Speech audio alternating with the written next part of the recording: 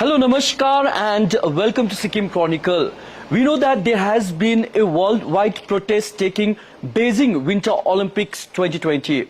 The members of the Tibetan community all across the world have come together to boycott Beijing Olympic 2020 in regard to the protest of human rights violation taking place in China. In Sikkim too, recently we have witnessed this campaign of Boycott Beijing Olympics, specially taken up by the Tibetan community members of Sikkim. Well, in this edition, joining with me is none other than the Member of Parliament of Tibetan Government in Exile, Youdon Aukatsang, who in fact is serving as the MP for the 4th term. We'll have a conversation, a very deep conversation, understanding the larger issues and perspective of Tibetan movement, as well as boycotting Beijing Winter Olympics 2020. Hello, ma'am, and we welcome to you to Sikkim Chronicle. Jashi Delek, and Happy New Year to all the viewers of Sikkim Chronicle and to you, Nirmal. Thank you so much, ma'am. Let me start with the news which is trending right now. Hashtag Boycott Beijing Olympics 2020. This is a movement taken up by the Tibetan community members. Why boycott? Nirmal, we Tibetans have been in exile for the past 62 years. We had to be in exile because our parents and their generation had to flee Tibet. Right. Because China had illegally occupied Tibet, and people faced a lot of imprisonment, torture, death. You know, so for the past 62 years, we have been campaigning against China. And Beijing Olympics is a big opportunity where China is showcasing its prestige, its economic power, economic might. And this is really the right time when we all stand up against injustice, repression, torture that China is, you know, kind of cracking down on people, not just for Tibetans, but also in Xinjiang, in Hong Kong, in Taiwan, and the way China is having this aggressive stance around the world. Even in India, you know, India has faced many border skirmishes with China. So the world must rise up. I'm very glad that countries like the United States, UK, Canada, Australia, you know, they have risen up and they have actually issued diplomatic boycott. And there are athletes like Ennis Cantor who stood up, you know, for the Boston Celtics. And then there are also, recently I heard that the Women's Tennis Association is also boycotting as a mark of protest against Peng Shui's disappearance, you know. So all these things add up, and people must get up against the Chinese injustice and kind of lend their voice in support of those who are repressed by China. It's very important, very crucial. So what can India do? Well, India, I think for once, must issue diplomatic boycott. If the athletes cannot be kind of taken away from the sports, at least the government must do a diplomatic boycott, I think. And as many people as possible must really voice their concern, because this is a big event for China where they are showing that, you know, their credibility as the global power. I think it's a very good opportunity. We must do that. So the Tibetan government in exile has been working for the welfare of its Tibetan people, especially in India. Let me bring this discussion on the point that sports is something which connects, right? Yeah. And through sports also the message of Tibetan movement can be propagated. It can be like, you know, it can act as a, like, you know, a vocal. That's right. But why Tibetan government in exile does not have sports ministry? What I mean, like, you know, the India government has, right? We haven't seen much of a Tibetan sports person, I mean, like, you know, coming up. I mean, why Tibetan government does not nurture its sports person so that message of Tibetan movement can be given more larger in a perspective? Oh, Nirmal, you've raised a very important point. I think it's very crucial that we do have a sports division. You're right, we do not have a youth division under the ministry, you know, any ministry as such at the moment. But you must also realize that we are an exile government, you know. Under home, at the moment what we have is we have a Tibetan National Football Association, which used to be kind of autonomous before. Now it is under the Department of Home. But we don't have, like you said, we don't have a youth division. I think it's very important to have a youth division under which we can have the sports kind of youth and sports can go together. I think it's very important. And I take your point. I think you're right. And you have a culture division. Do you think the government in exile is doing much for the artists who in fact can take up the message worldwide? I think everywhere there are rooms for improvement, but yes, we have quite a vibrant Tibetan Department of Religion and Culture, under which we have Tibetan Institute of Performing Arts. Yes. And they go everywhere in the world promoting Tibetan opera, Tibetan dance, Tibetan songs. That is there, but I think they can still do more. And besides that Tibetan Institute of Performing Arts, we can also promote individual artists and individual painters, writers, filmmakers. Those can be done, which I think we can look into. Yeah, because most of the individual Tibetan artists have made it on their own. Right. So what we see is a somewhat of lack of support from the Tibetan government in exile. Can we expect in future such support and encouragement? I think there are steps being taken, and I'm sure you can expect that the government, Central Tibetan administration, will do more about it. Yes. Yeah. So, we just wanted to understand, briefly about the Tibetan government in exile. How it functions, and how democratic is the government? Oh, that's a very good question. And also, I recently did a report on strengthening Tibetan democracy in exile, and actually looking at reforming the Tibetan parliamentary system. We have, I must say, relatively a very democratic setup. Thanks to the vision of His Holiness the Dalai Lama, who I think straight after coming into exile, he had this vision to introduce modern democracy, So 1959, our exile government was set up. And in 1960, we had our first election. Right. And representatives, Tibetan parliamentarians were elected directly by the people. And gradually, we've taken step towards democracy. In 1991, in between that, we also had a future constitution for future Tibet, And then gradually in 1991, we did a Tibetan charter. We adopted the parliament, that was the 11th parliament. We adopted a Tibetan charter in exile. And based on that, we already have 3 pillars of democracy. We have legislative, executive, and judiciary. Legislative is the Tibetan parliament. Executive, we call it Kashag in Tibetan, and it's headed by the Sikkim, who is now directly elected. And we also have judiciary, which came about in 1992, soon after the charter was adopted, So what His Holiness has done is he has gradually kind of guided us through democracy, So we have had, what we've had is His Holiness semi-retiring in 2001. He says that he will now take less, because he was until then both the spiritual and the political head of Tibet, right. For Tibetans both inside and outside Tibet, Right. So 2001 he had semi-retirement. In 2011 he completely devolved political power. Yes. He said that it should be head should be directly elected by the Tibetans. So since then we have been having democratically elected leaders who are are responsible to the people in terms of their what they have to do, how they have to conduct.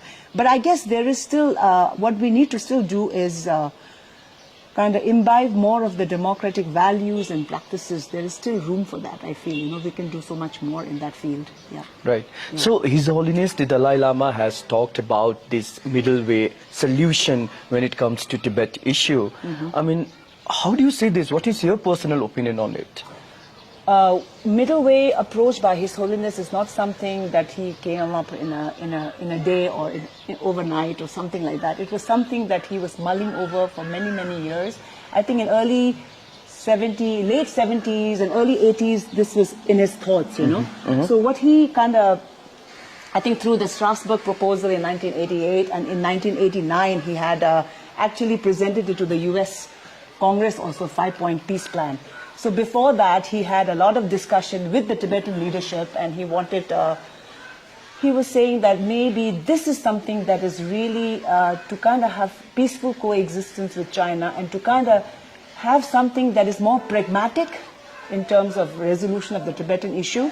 That was introduced by it was his vision, and the Tibetan people and the Tibetan parliament has unanimously adopted it. So that is the thing. I think pragmatically, I think it is the solution, because it's mutually beneficial and something, because I think I believe that we can only kind of overcome our situation through dialogue with China. Right. And for dialogue, you have to have something that is both sides feel that it's mutually beneficial, right? So I think middle way approach is like that, where we are actually, despite the fact that we were historically independent, we are now saying that the fact remains that we were historically independent and you are ruling over us illegally. You have annexed us, invaded us, but we are willing to consider being under you. But we should be genuine. We should be getting genuine autonomy. Yes. We should have our own say in our daily lives, in our culture, in our identity, in our language, in our religion, and in everything, in development, every aspect of our life. And then the foreign policy and defense can be with China, but even in that we'll have a say. So it should be like local self-governance type, genuine autonomy for Tibet. That's what the middle way approach is seeking. Exactly. This is not the best solution, but just now, because we are already occupied by China, we have to find something kind of to get out of that, right? Right. So I feel that this is a step forward. Yeah. So something that may be mutually, something that China can consider, but even then China is not considering it, They are thinking that this is actually disguised independence, that right. we might be saying this, but actually we are seeking independence. Right. Yeah. So when it comes in terms of bilateral relationship between India and China, a diplomatic relationship, Tibet issue has been one of the main concerns and the focal point. Yeah. So as an MP, how do you see the diplomatic relationship over the years between China and India when progressing when it comes to Tibet's issue? I think India and China are two, the people with maximum number of population also, right? And in terms of economy also, they are very, very big, but China has far ahead of India in that respect, right? China is doing far better. Although India has the full potential, India can do better. But I think the tension between the two countries will remain, because there are huge border issues between India and China, right? When it comes to Ladakh, when it comes to Arunachal, even Sikkim, right? So there are areas which are under India, but China is claiming as theirs because they were under Tibet. Right. Right? So China is saying this is a part of China. And they've had these border skirmishes for the last many, many decades, and I don't see it, I don't know, India has they've tried to come to some kind of an agreement, but they have not managed. So this kind of sore, kind of tension, this kind of relationship is kind of really tense. I think it will remain for a while. So if Tibet attains autonomy as what Tibetan wish, how do you think India would benefit on it?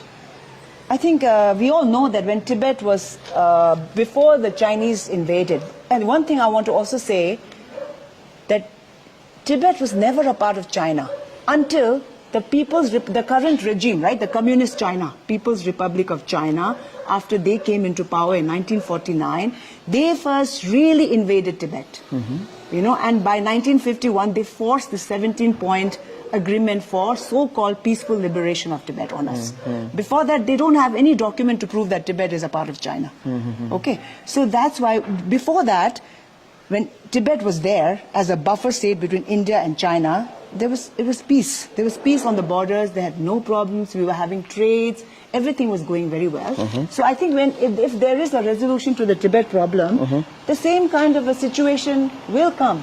China cannot, even if we are under autonomy, China, I think, will not be aggressive on the borders. I believe that, yeah. Yes. So we see there's been so much of repression against Tibetans, especially in China, and also there has been a resistance from the Tibetan communities in China. So when we talk about the global community or the UN human rights, are the Tibetan community really satisfied with the steps taken by the UN Human Rights Council or the global community when it comes to protesting such tribulations against Tibetan community members in China? We are not satisfied until we achieve our aspirations. We'll never be satisfied, But we are still I think it gives us some kind of a joy when people stand up in solidarity, when the countries support us, So there needs to be more of that. I think until we get our freedom and until we achieve our aspirations, we'll never be satisfied. And I think the UN Human Rights Council and all that, they are actually, under countries, right? They are run by independent states. They are all run by the members of the United Nations, right? So there, China plays a big game because China has the will, the resources, the motive to kind of make sure that anything on Tibet or Xinjiang or Hong Kong or Taiwan is crushed, or anything that's to their disadvantage. They just either by sheer might or bullying or by resources and giving money and aid, they just block it. So that is the problem, you know. So countries like the United States, India, Europe, or everywhere, you know, they must see that China is really out to, you know, serve its own agenda and, you know, be totally aggressive, and they should not take it lying down, I think. So almost a year back, US Congress has passed this resolution in the House regarding the Tibet policy. How do you see this? Oh, US Tibet policy? Yes. United States over the years has been quite strong on China. It's not just, we are very grateful actually that they are doing that. We also have a special coordinator recently who was appointed by the Biden administration, Uzra, you know, Mrs. Uzra Zeya. So I think this is to show that US is also trying to contain China, because they must, because China is trying to kind of flex their muscles, and even I think they're trying to, you know, have their own narration of their kind of how important is Chinese kind of principles, their values, their way of life, and how democracy, they're using democracy to their own purpose, I think, to serve their own agenda. And that is kind of a dangerous, you know, kind of scenario when China is using the democratic countries to serve its own agendas, you know. They are taking all the benefits and all the values of democracy in those countries to push their agendas, while in their own country they will not allow any, you know, kind of freedoms. But they're using the freedoms in the Western countries or in India, for example, and using our press, our people, you know, but in their country they will prevent. You know, so those things I think US is also standing up against, Europe is also standing up. I think it's very crucial. Ma'am, one of the important flashpoints has been the reincarnation of His Holiness the Dalai Lama. Yeah. So my question to you is, how do you think Tibetans will manage in the aftermath of His Holiness the Dalai Lama? Definitely in the aftermath of His Holiness the Dalai Lama, there will be a big vacuum. But I think because we are actually preparing for that, His Holiness himself has been preparing for that for a very long time. That is why we have this democratic system. I think that's why he said that he is semi-retired, now fully devolved his political powers, to ensure that the Tibetans are able to embrace this democratic setup where we have elected leadership, active participation, and people who are willing to kind of be in the movement, you know, be actively involved. I think as long as that is there, I'm quite sure that we will be sustained. So I think I'm quite hopeful. All right. Okay. So what is your message to the entire Tibetan members community and non-Tibetan members community in terms of China Olympics? Yeah. I would really request everyone to stand up against China. And this is a very good opportunity. The Boycott Beijing campaign, I think, is very crucial because for China, this is really an event of prestige, and they want to showcase their economic might. And so I think that is where when we have to all get up and stand up and show our support against the injustice that China has been kind of unleashing on Tibetans, on Xinjiang, on Hong Kongers, on Taiwanese, and also against many countries who are facing China's bullying. You know, I think we must all stand up, and this is the right time, I think. Yeah. Thank you so much for speaking with us and taking us to length and breadth in understanding the core issue of Tibetan movement. Thank you so much, ma'am. Most welcome. So that was MP of Tibetan government in exile, Youdon Aukatsang, who in fact was briefing us on the objective of boycotting Beijing Olympics 2020. We hope you enjoyed the conversation, and if you want to make any free opinion and comments, you are free to comment in the inbox below. We'll be coming up with such discussions and conversations on larger issues dealing with the public interest. Thank you so much for watching, and you can also visit www.thesikimchronicle.com for more stories. With camera person Ashish Kurung, this is Nirmal saying goodbye and thanks for watching.